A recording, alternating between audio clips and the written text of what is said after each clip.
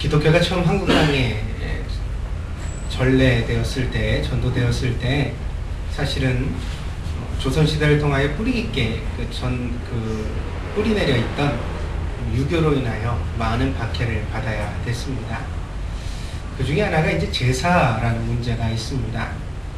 유교에서는 보통 조상을 잘 섬겨야 한다고 가르치는데, 근데 3대 정도 제사를 드리도록 권하고 있습니다. 그래서 제가 직접 읽어보지는 못했지만 유교 경전에는 조상의 제례를 3대까지는 꼭 지키라고 그렇게 기록되어 있다고 합니다. 그런데 여기에는 인간을 보는 유교적 관점이 특별히 배경이 되어져 있습니다.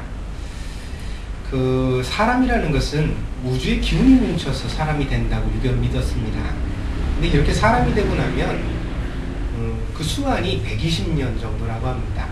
그러니까 120년 정도는 그 사람으로 이제 살아가게 되어진다고 합니다. 근데 그러다가 이제 그 사람이 이 120년의 기한을 갖다 다 하지 못하고 죽습니다. 예, 조선시대나 이 고대에는 사람들의 평균 수명이 40살 무렵이었죠. 더 옛날에는 그 의학이 더 발달하지 못하고 여러 가지 환경이 좋지 못해서 때때로는 사람들 평균 수명이 30대였던 적도 있었습니다. 40살 정도 되면 이제 인생을 다 살았다 그렇게 말하고 50살이면 노인이 되는 시절입니다. 그러다 보니까 이제 사람이 한 40, 50살 많이 먹어야 한 60살쯤 돼서 세상을 떠납니다. 근데 유교적 경전에 의하면 사람의 연한이 120년이라고 하잖아요. 나머지 이 세월들을 어떻게 보내게 되느냐? 그럼 이제 혼령으로 보내게 된다는 거죠.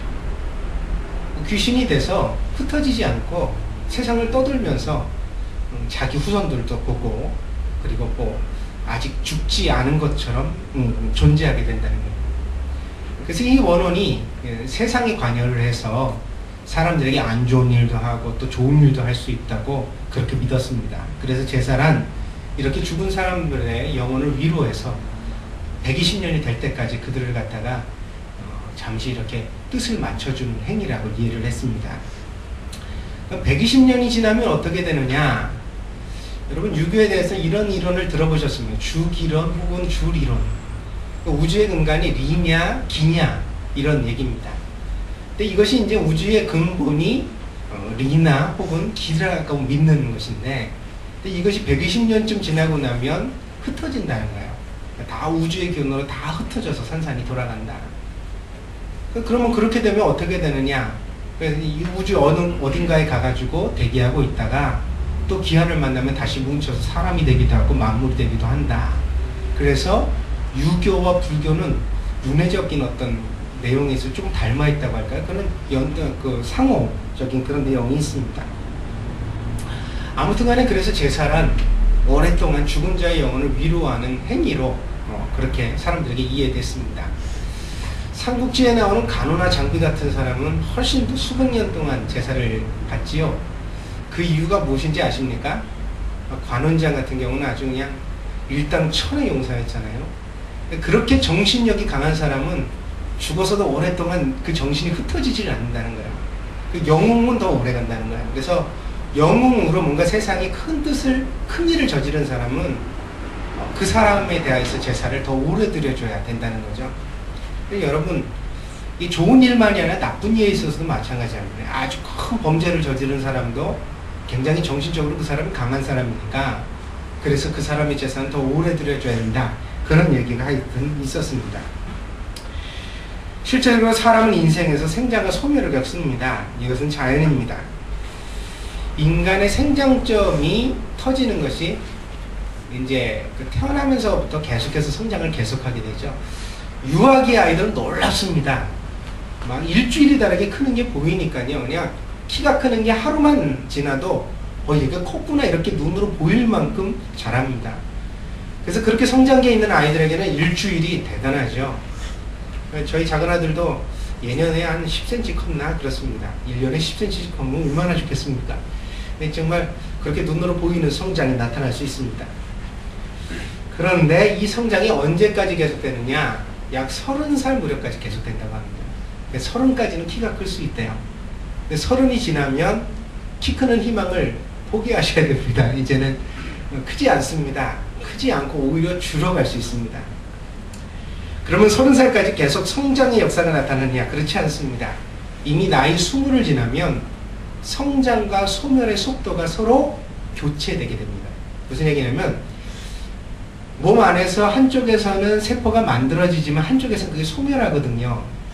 죽는 것과 생겨나는 과정이 같이 병행되는데, 근데 나이 20을 넘어서는 순간 이미 어떻게 되냐면 성장하는 새로 생겨나는 세포보다 죽는 세포가 더 많아진다는 거예요. 여러분 20살이면 뭐라 그래요? 아, 내 청춘의 아주 그 황금기라고 말하는데 사실 생리학적으로 그렇지가 않습니다. 그러고 보니까 왜 하필이면 18살을 그렇게 인생의 꽃이라고 하는지 좀 이해가 될 것 같아요. 왜냐하면 18살이 게 마지막 고비잖아요. 그리고 20살이 되면 이미 지는 애입니다. 조금씩 줄어가는 거죠.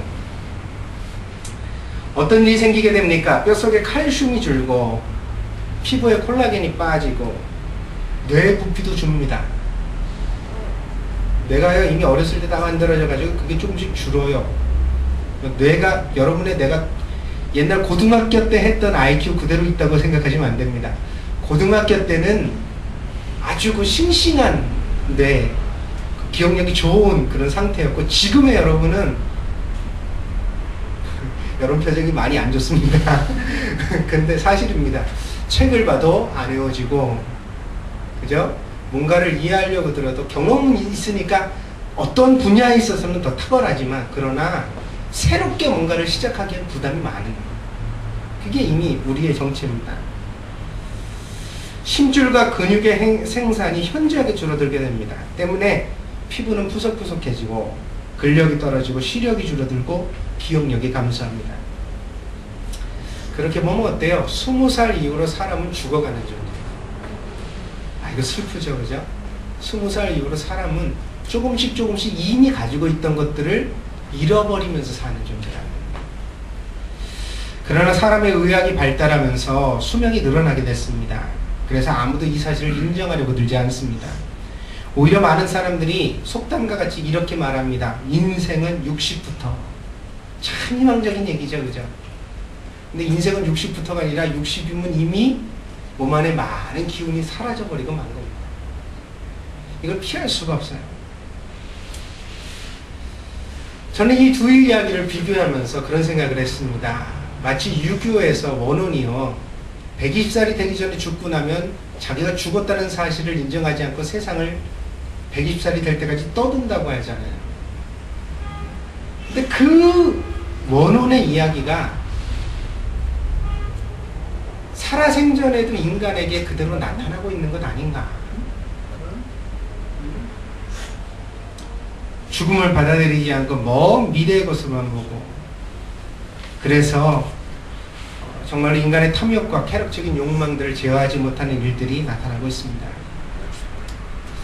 그러나 여러분, 죽는다는 사실이 반드시 나쁜 건 아닙니다. 왜냐하면 그것이야말로 인간을 겸손하고 그리고 지혜롭게 만들기 때문입니다. 여러분, 태어날 때 아무것도 가지고 오지 못했죠? 빈몸으로 오셨어요. 그죠? 기저귀 하나도 가지고 태어난 사람 없죠? 맨몸으로 오셨어요. 근데 우리가 언젠가는 그렇게 세상을 떠나가야 된대요. 그걸 우리가 인정하는 순간 세상에 정말 많은 욕심들을 내어버릴 수가 있어요. 더 많이 가지려고 하는 것, 더 극단적으로 싸우려고 하는 것, 이기려고 하는 것 말입니다. 내가 이제라도 죽을 수 있는 존재라는 사실을 받아들일 때 과연 그렇게 끝까지 악독하게 혹은 끝까지 그렇게 나 자신을 고집하면서 어떤 사람에게 독해져야 할 이유가 있을까요? 아닐 거예요. 그죠? 그렇죠? 우리가 언제든지 죽을 수 있다는 사실을 받아들일 때 우리는 우리의 삶 가운데 정말 많은 부분에 스며있는 욕심이 아니라고 생각했던 욕심의 부분들을 내려놓을 수 있는 그런 사람이 될 수 있을 것입니다. 이게 우리가 인생을 조금 더 지혜롭게 살아가는 길이 아닌가 합니다. 그래서 여러분에게 권합니다. 오늘 예배를 드리면서 여러분 자신의 삶을 다시 한번 곰곰이 규모 있게 생각해 보시기를 바랍니다. 올해가 나에게 마지막으로 주어진 인생의 한 해라면 나는 과연 어떻게 살 것인가? 저는 이 설교를 특별히 오늘 일본 땅에서 신앙생활하며 예배를 드리는 여러분이 모두 다 눈으로 목격하고 목도하고 깊이 가슴에 새길 메시지라고 생각합니다. 왜요?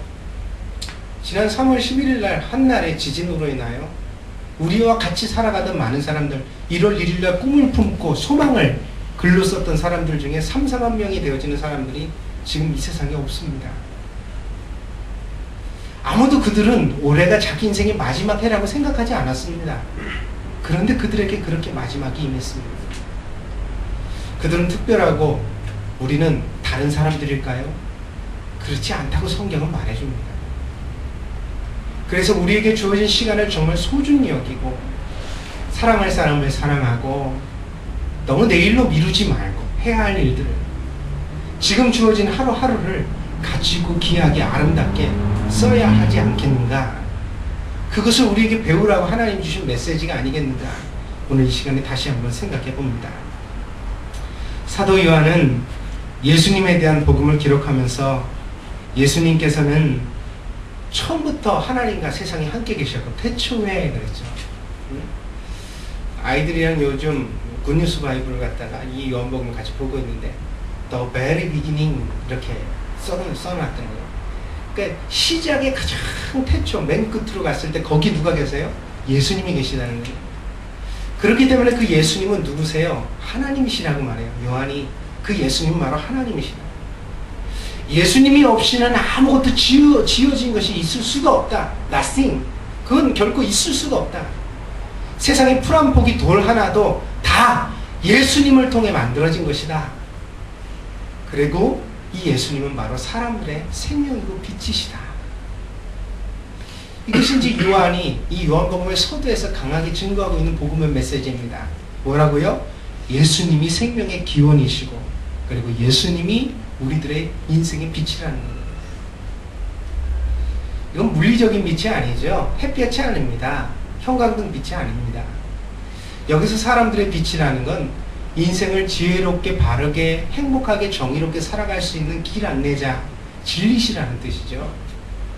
그래서 예수님 없이는 우리가 다 인생을 낭비하고 허튼 길로 가고 후회하는 인생을 살게 될 것이지만 그러나 예수님을 바르게 찾고 만나게 될 때 그 예수님을 통해서 우리는 정말 인생을 후회하지 않는 그런 바른 길을 걸어갈 수 있는 사람들이 될 수 있다고 요한이 말하고 있는 것입니다. 그런데 오늘 1장 4절의 맨 마지막에서 요한은 참 안타까운 탄식을 우리들에게 전합니다. 그게 뭡니까? 이 빛이 어두움에 비추되 어둠이 깨닫지 못하더니 그렇습니다.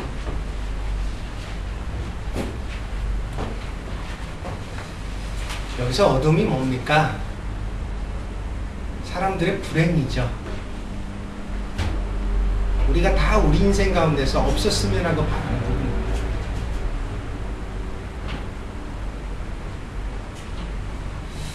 이것만은 꼭 지우고 싶다.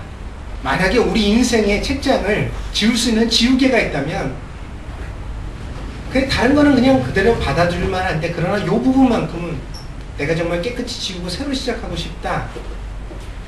바로 그것입니다. 우리가 그렇게 살아왔고 또 그렇게 살고 있다는 것입니다. 그래서 사람은 누구나 나이가 먹어갈수록 자기 인생을 정말 새롭게 하고 싶은 강한 열망에 사로잡힙니다. 근데 그게 쉽지 않습니다.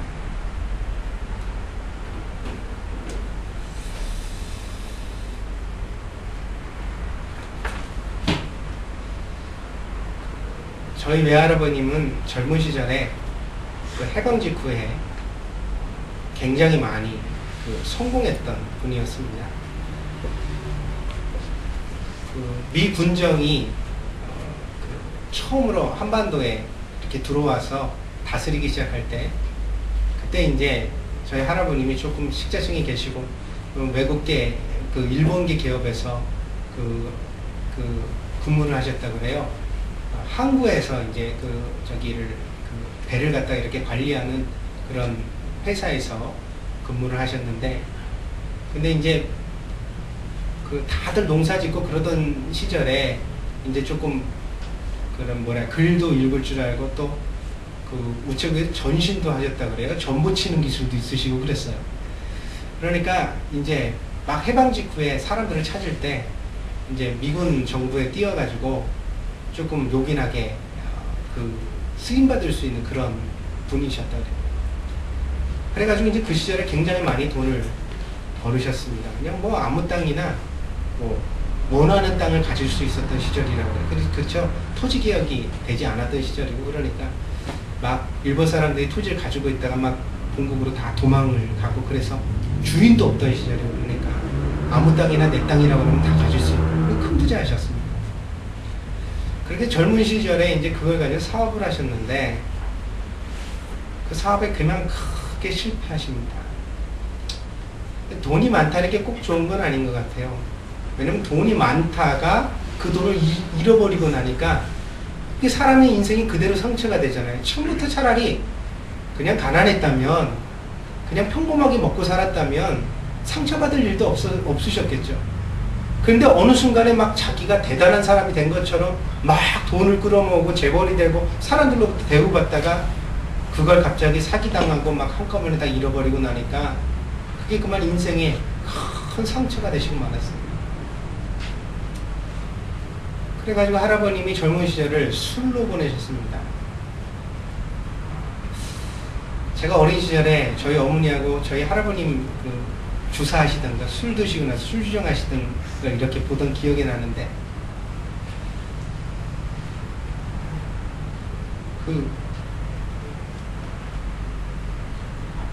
진짜 좀 술에 중독되었던 부분이 있으셨던 것 같아요. 그만큼 많이 힘드셨어요. 그런데 그렇게 사시다가 나이를 갖다가 이제 원래 결혼하셨던 할머니도 일찍 세상을 떠나시고 암을 얻으셨는데 집이 너무 가난해져 가지고요. 그래가지고 병원에 가가지고 치료받을 돈도 없으셨어요. 그러니 남편이었던 할아버님은 심정이 어떠셨겠어요. 그러니까 부인이 죽어가는데 병원에 한번 데리고 갈 돈도 없고 그러니까 더 나가서 그냥 술로 사시고 집안이 다 풍지박산이 됐어요. 그러다가 이제 60 가까이 되셔서 50살이 훨씬 넘으셔가지고 저희 증조 할머니 되시는 저희 외할아버님의 어머니가 되시는 분이 권사님이셨는데 너 그렇게 살다가는 너 제명에 다 살지도 못하고 죽는다. 너 교회 가라. 내가 너 교회 가면 너 살 수 있도록 도와줄 테니까 교회 가라. 그렇게 말씀하셨대요. 그래서 저희 증조 할머니로부터 그러니까 가게 하나를 얻을 수 있는 조그만 재산을 미리 받으시는 조건으로 교회를 나가시기 시작하셨어요. 근데 그때도 교회 나가면서도 어때요? 술을 못 끊으시니까 술에 늘 그냥 교회 갔다 와서도 술 먹고 그러던 할아버님이 은혜를 받으셨어요. 교회 다니다가 예수님을 만나고 어느 날인가부터 이분이 새벽 예배를 시작하셨어요. 남자분이 새벽 예배하는 게 쉽지 않잖아요. 그런데 가게를 하셨는데 가게 문을 열기 전에 아침 일찍 일어나서 예배당에 가서 그쵸. 우리 할아버니 젊은 시절에 했던 기도가 하나 하세요. 제가 그거 알고 있어요. 하나님 아버지 복 주시고 하나님 아버지 복 주시고 하나님 아버지 복 주시고 지지리도 복이 없습니다. 복 좀 주시고. 그러나 우리 할아버님 평생에 사업이 크게 번창하고 돈을 많이 버는 일은 있지 않았어요. 그러나 지금 와서 보니까 우리 할아버지가 8남매가 있으셨는데 자식들이 전부 다 자리를 잡고 이제는 각기 다 잘 살만하게 되어졌어요. 더 기가 막힌 일은 그렇게 끊지 못하던 술을 끊고 장로님이 되셨다는 거예요. 그래서 그분이 외손자였던 저의 손을 이끌고 신학교를 가셨어요. 제가 목사가 되게 된 이유가 뭐냐 그러니까 그러면 저에게 가장 막대한 영향력을 미쳤던 분이 저희 할아버님, 외할아버님이십니다. 제가 지금도 한국에 가서 뵈면, 지금 35이시거든요. 근데 가서 뵈면은 정신도 가끔 왔다 갔다 하시고 그러는데, 장로님, 제가 장로님 때문에 목사가 됐잖아요. 장로님 그러니까 오랫동안 건강하셔야 돼요. 그러면서 얘기를 하세요. 사람에겐 다 어둠이 있어요. 배운 사람, 못 배운 사람, 가진 사람, 못 가진 사람, 마음대로 되지 않는 자기 인생이 지우고 싶은 상처가 있다는 거. 니고데모 같이 성공한 사람한테도 있고, 가나의 우물가에 찾아갔던 정말 만신창이가 됐던 여자에게도 있어요. 그리고 이 어둠 가운데 하나님은 예수 그리스도를 통하여 빛을 비춰주기를 원하신대요. 근데 불행한 사실은 우리가 그렇게 예수님이 찾아오셔도 예수님을 알아보지 못하는, 깨닫지 못하는 우매함 가운데, 불행 가운데 있다는 사실입니다. 믿음은 말로 설명할 수 없는 신비입니다. 그거는 논리로 설득해서 생겨나지 않습니다. 믿음은 전염입니다. 믿음이 있는 사람이랑 같이 있으면 전염됩니다. 설명한다고 되는 일이 아니에요. 목사님, 저에게 좀 잘 설명해 주세요. 성경에 대해 알고 싶습니다. 알면은 제가 믿음이 생겨나지 않을까요? 두 가지 차원입니다. 믿음이 이미 있는 사람, 믿음의 씨앗이 있는 사람에게는 성경을 알면 알수록 믿음이 자라납니다. 할렐루야. 믿습니까? 근데 이 믿음의 씨앗이 없는 사람은 성경을 알면 알수록 의심이 커집니다. 그게 참 신기한 거죠. 그럼 이 믿음의 씨앗을 어디서 가질 수 있습니까? 아무 데서 가질 수가 없어요. 믿음은 전염되는 것이라는 거예요. 그래서 하나님이 교회를 모이라고 그러신 거예요. 이 교회 안에서 믿음이 있는 사람을 통해 믿음이 없는 사람이 전염되게 만드시기 위하여서요.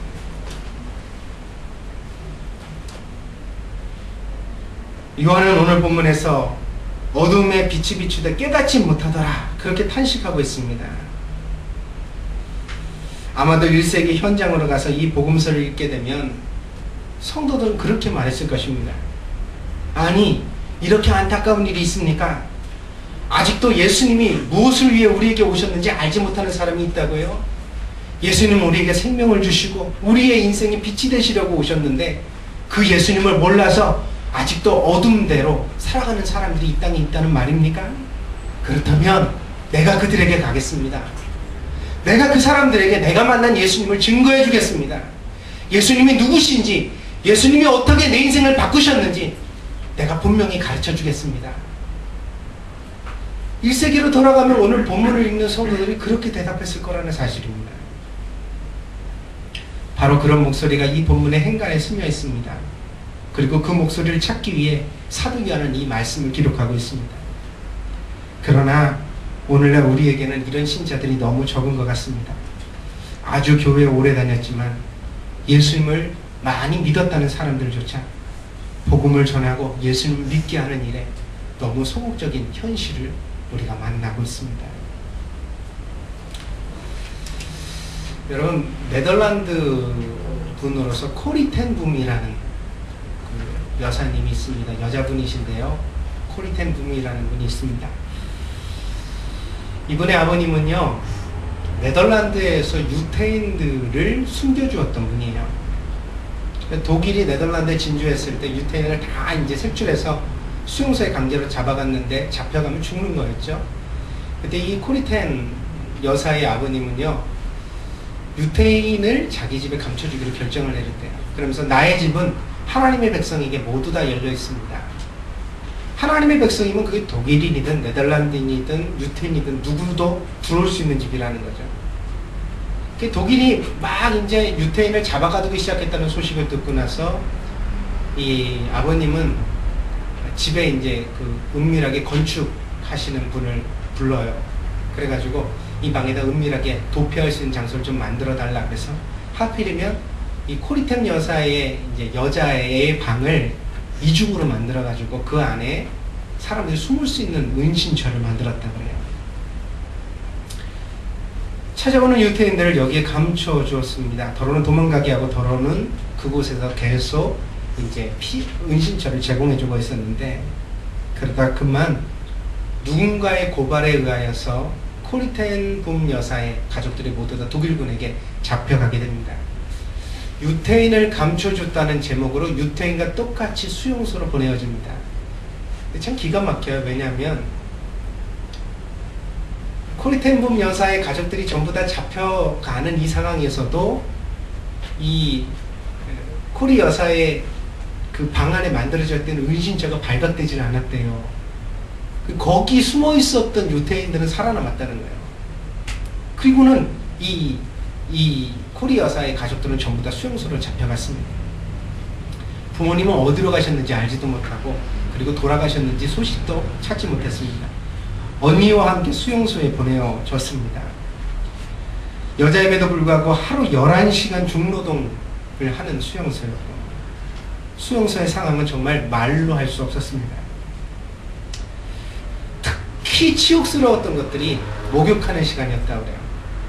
유태인 여자들이 쭉 서가지고 이제 목욕탕으로 들어갔는데, 독일인 남자 그 군병들이 일부러 목욕탕을 갖다 적게 만들어 나서요.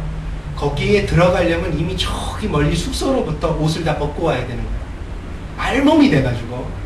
그러면서 목욕을 하기 위해서 들어가는데, 거기는 이제 그 독일인 병사들이 서가지고 막 희롱을 하고 놀리고, 그리고 비웃고 막 그런 걸 몸으로 겪어야 됐다는 거예요. 아직도 앳된 처녀였던 이 코리는 발가벗고 목욕탕으로 들어가는 현실이 너무너무 견디기 힘들었습니다. 그때 예수님을 생각하게 됐다고 합니다. 예수님이 십자가에 달리실 때 우리가 그리는 그림 속에는 이렇게 팬티라도 입고 올라가신 것처럼 이렇게 그려놓지만, 사실 원래는 다 발가벗기셨어요. 아무것도 남기지 못하고 다 벗은 채 십자가에 달리셨어요. 얼마나 수치스러우셨을까. 예수님도 나처럼 적병 앞에서 십자가에 달리실 때 다 벗으셨다는 거예요. 그 성경의 이야기를 기억하면서 스스로 마음의 용기를 얻고 위안을 삼았다고 합니다. 그렇게 열심히 참으며 막사에서는 날마다 예배드리기를 포기하지 않았습니다. 얼마나 절실한 예배였겠습니까? 그러나 코리 여사의 간절한 기도에도 불구하고 그만 감옥의 막사에서 하나뿐인 언니가 숨을 거두고만 합니다. 코리 여사도 병에 걸려서 죽을 수도 있었는데 사무착오가 일어났다고 해요. 이게 하나님이 살리시는 계획이겠죠. 독일군 병사가 뭔가 사무착오를 일으켜서 그만 이 코리를, 아직 그런 단계가 안 됐는데 병원으로 보냈어요. 그리고 병원에 가서 얼마 있다가 2차 세계대전이 끝나는 바람에 그곳에서 그만 해방을 맞고, 그리고 나서 살아남게 되었습니다. 코리텐붐 여사는 나치 수용소의 지옥과 같은 삶을 견뎌낼 수 있었던 그 이유를 자기 책 주는 나의 피난처 The Hiding Place 이라는 책 가운데서 그렇게 쓰고 있습니다. 내가 어린 시절 아빠는 잠옷을 입고 있는 내 방에 밤마다 찾아오셔서 잘 준비가 다 됐니? 라고 물으셨다. 아빠, 그러면 나는 아빠, 나는 준비가 다 됐어요. 라고 큰 소리로 말했다. 아빠는 그러면 내 방에 오셔서 기도를 해주시고 자상하게 내 얼굴을 쓰다듬으셨다. 잘 자거라 코리야. 아빠는 너를 사랑한단다. 아빠가 나가신 뒤에 나는 거의 움직이지 않으려고 했다. 몸을 뒤척이면 아빠가 만져준 다정한 느낌이 곧 사라질 것 같았기 때문이다. 나는 아버지의 느낌이 그대로 내 얼굴에 남은 채로 잠이 들기를 원했다. 세월이 흘러 내가 독일의 집단 수용소에 갇히게 되었을 때 나는 종종 어릴 적 내 얼굴을 만져주시던 아빠의 손길을 기억했다. 그리고 인간적인 대접을 받을 수 없었던 수용소에서 더러운 매트리스 위에 누워 있었지만 나는 하나님께 그렇게 기도했다. 예수님, 내 얼굴을 만져주세요. 내 얼굴을 만져주세요. 제가 주님의 손길을 느끼며 잠들 수 있게 해주세요. 극한 고통 속에서도 하늘에 계신 아버지는 나와 함께 주셨다. 코리텐 여사가 수용소에서 나오자마자요, 하나님한테 기도를 드리는데 그런 기도를 드렸대요. 하나님이 나를 살려주신 건 내가 잘 압니다. 하나님이 원하신다면 어디든 가겠습니다. 그러나 단 하나, 독일만은 보내지 말아주세요. 독일만은 안 됩니다. 그런데 하나님은 그녀에게 독일로 가라고 말씀하십니다. 그러면서 하나님은 콜이 자신뿐 아니라 독일인들의 치유를 위해서 그 일이 필요하다고 하셨습니다. 그녀는 그 말씀을 거절하지 못하고 독일로 가서 부흥사가 되었습니다. 도시마다 가서 하나님의 말씀을 전했습니다. 콜이 여사의 증거를 듣고 많은 독일인들이 하나님의 품으로 돌아왔습니다. 자기들이 저질렀던 죄를 뉘우치고 하나님께 용서를 구했습니다. 그러던 어느 날 한참 집회를 하고 있는데 한 낯선 중년의 사내가 서서히 예배당 가운데를 걸어서 콜이 여사를 향해 다가옵니다. 처음엔 누군가 그러다가 그 얼굴을 보다 버떡 기억이 났습니다. 그리고 온몸에 소름이 돋았습니다. 자기가 갇혀있던 수용소의 간수였습니다. 악랄하게 굴었던 그 간수로 인해 자기 언니가 죽었습니다. 그 사내는 예배당 한가운데 무릎을 꿇고 앉아 용서를 구하고 있었습니다. 코리는 조용히 서서 하나님 앞에 기도를 했습니다. 하나님, 저 사람만은 용서할 수가 없습니다. 저 사람은 내가 가장 사랑하는 사람들을, 그리고 나의 하나뿐인 언니를 죽게 했습니다. 저 사람만은 용서할 수가 없습니다. 그때 주님의 음성이 다시 콜이 여사에게 들렸습니다. 사랑하는 딸아, 저 사람을 위해서가 아니라 너를 위해 십자가에 달린 나를 위해서 저 사람을 용서해 주어라. 저 사람을 용서해 주어라. 코리는 눈물로 눈앞이 가려서 손을 그 사람에게 내밀었습니다. 그리고 그 사람을 붙들고 용서하는 기도를 했습니다. 그리고 그녀는 자신의 책에 그렇게 썼습니다. 다른 사람을 용서하지 않는 자는 자신이 반드시 건너가야 할 다리를 무너뜨리는 자이다. 예수님이 그러셨죠? 우리가 우리의 죄를 사하여 준 것 같이 우리의 죄를 사하여 달라고 기도하라. 세상에 용서가 필요하지 않은 사람이 누가 있습니까? 내가 용서하지 않는다면 어떻게 내가 용서받을 수 있습니까? 오늘날에 예수님에 대하여 증거할 사람들이 필요합니다.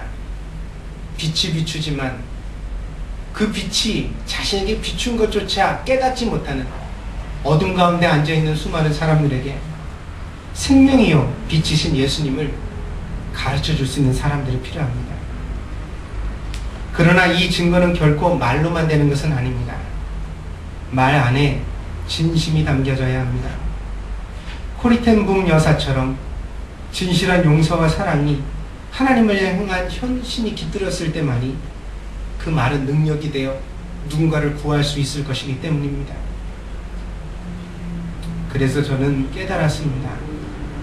그리스도인에게 많은 고난이 필요한 거구나. 여러분의 인생이 그렇게 많은 상처, 어둠, 고통을 가져왔던 것이 그냥 일이 아니구나.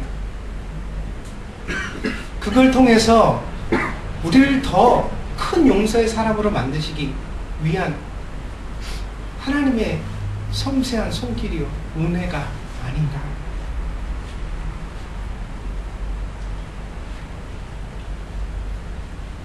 성도들은 십자가와 함께 고난받기를 사모해야 합니다.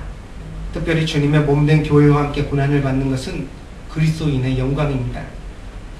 우리는 그것을 절대로 가벼이 여기지 말아야 하고 쉽게 생각하지도 말아야 합니다. 왜 하필이면 나입니까? 그런 말은 참 미련한 자의 얘기입니다. 우리가 주님의 교회를 위하여 뭔가 고난을 받을 수 있다면 그것은 우리 인생의 하나님 영광이요 축복이기 때문입니다. 교회가 세워지는 곳곳마다 얼마나 많은 사람들이 땀을 흘리고 자신을 버렸습니까?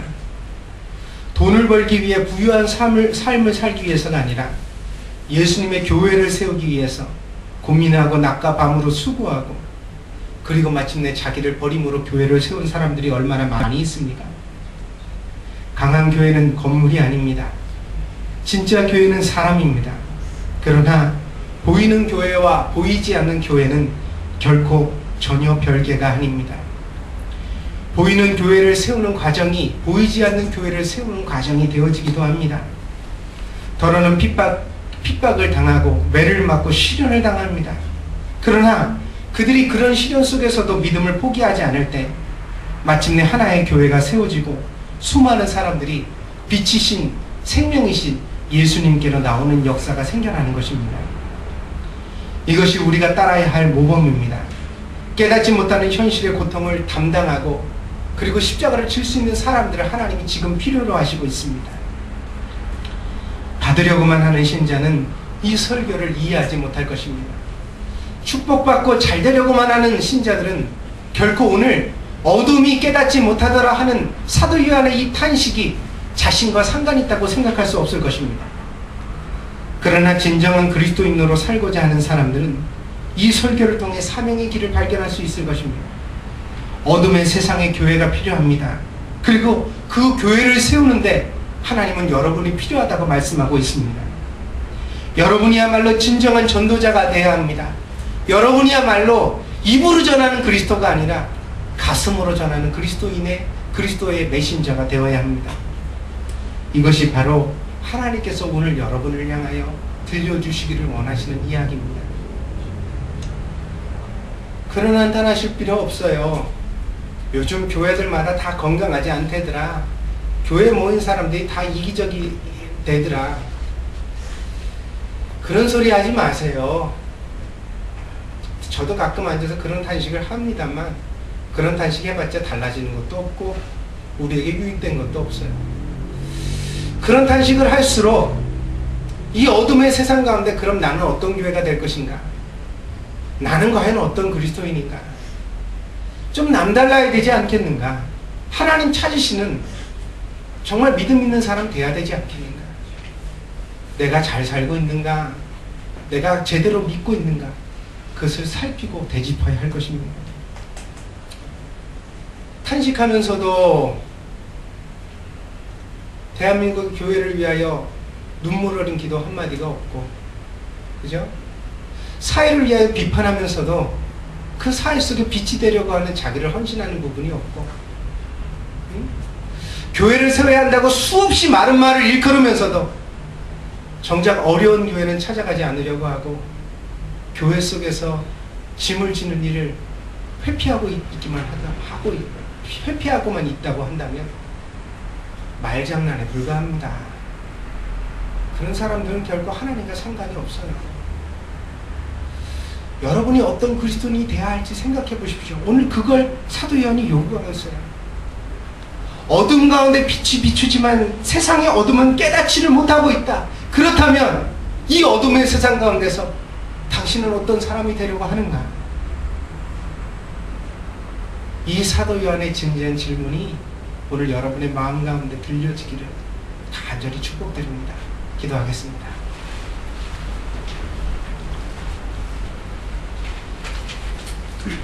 하나님은 언제나 진짜 그리스도인을 통해 형식만 그리스도인 사람들을 부끄럽게 하셨습니다.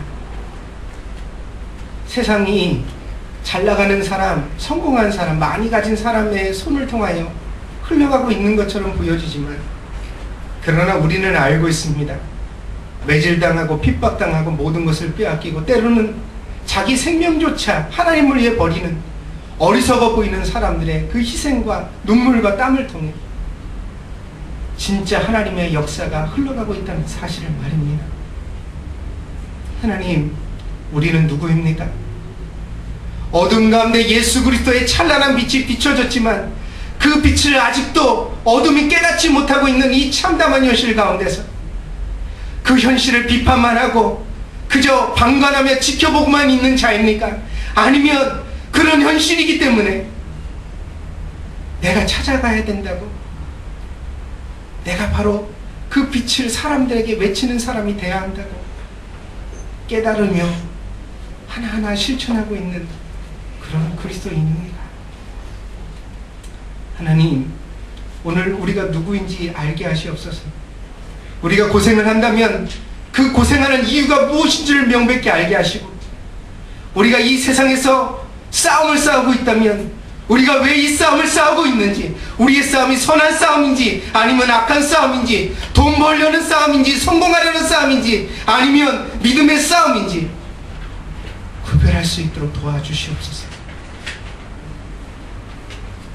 그래서 우리가 하나님이 원하시는 선한 그런 사역과 인생 가운데 부름받은 존재라는 것을 다시 한번 스스로 증명해낼 수 있는 그리스도인이 되게 해 주시옵소서.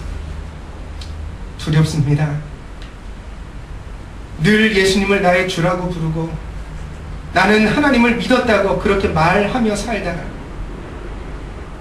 마침내 하나님의 나라에 이르렀을 때 나는 너희를 알지 못한다, 너희는 나를 주라고 부르면서 너희 마음대로 살지 않았느냐, 책망하시는 사람이 될까 두렵습니다. 하나님, 정말 마지막 날에 예수님께서 착하고 충성된 종이라고 인정해 주시는 한 사람의 그리스도인이 될 수 있도록 우리를 꼭 인도해 주시옵소서.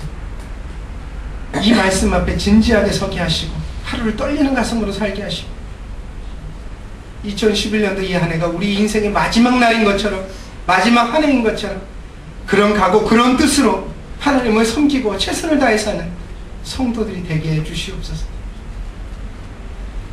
감사를 드리며 모든 말씀 예수님의 이름으로 기도했습니다. 아멘.